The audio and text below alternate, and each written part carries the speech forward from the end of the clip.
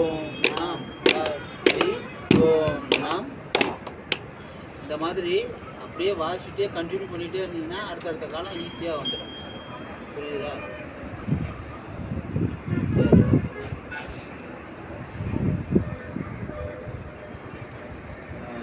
மற்ற பேர் எல்லாமே அந்த இருவழி பாடத்தில் திருந்திருக்க வச்சுட்டு வாசிக்கிறீங்களா?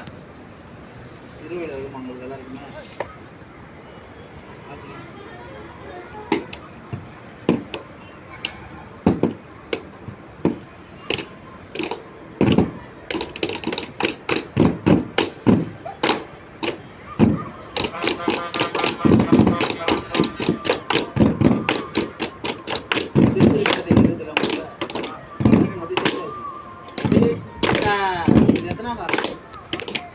எத்தனாம் காலம்?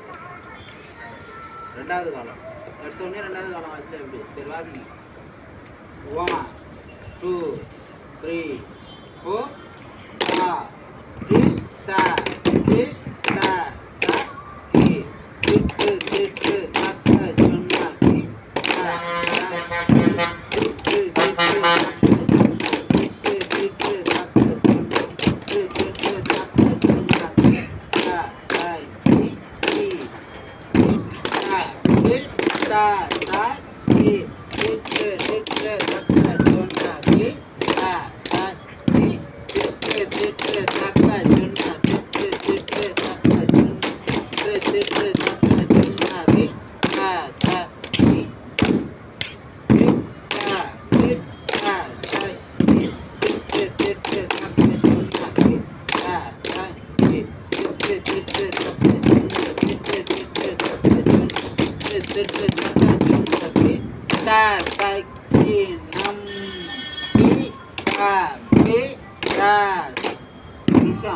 நல்லா இழுத்து வாசிங்கன்னா தான் அடுத்த காலம் நீங்கள் ஈஸியாக வாசிக்க முடியும்.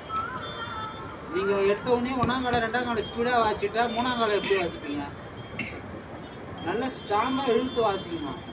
நம் தி த தி த த தி திட்டு திட்டு தக்க சொன்ன தி த த தி திட்டு திட்டு தக்க சொன்ன திட்டு திட்டு தக்க சொன்ன திட்டு திட்டு தக்க சொன்ன தாய் தி த கெட்ட கெட்ட தை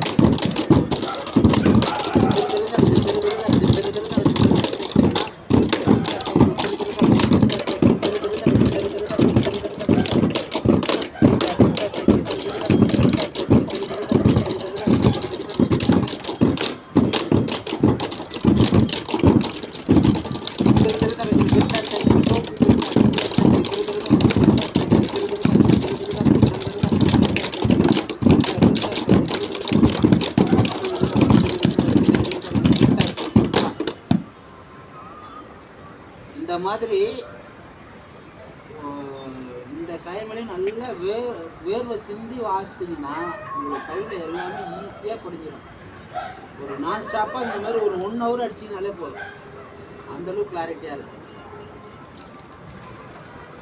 இது பேசிக் பாடம். இன்னும் எத்தனை பேசிக்கில் இன்னும் 4 வழி பாடம் எல்லாமே சொல்லி கொடுத்துருக்கு.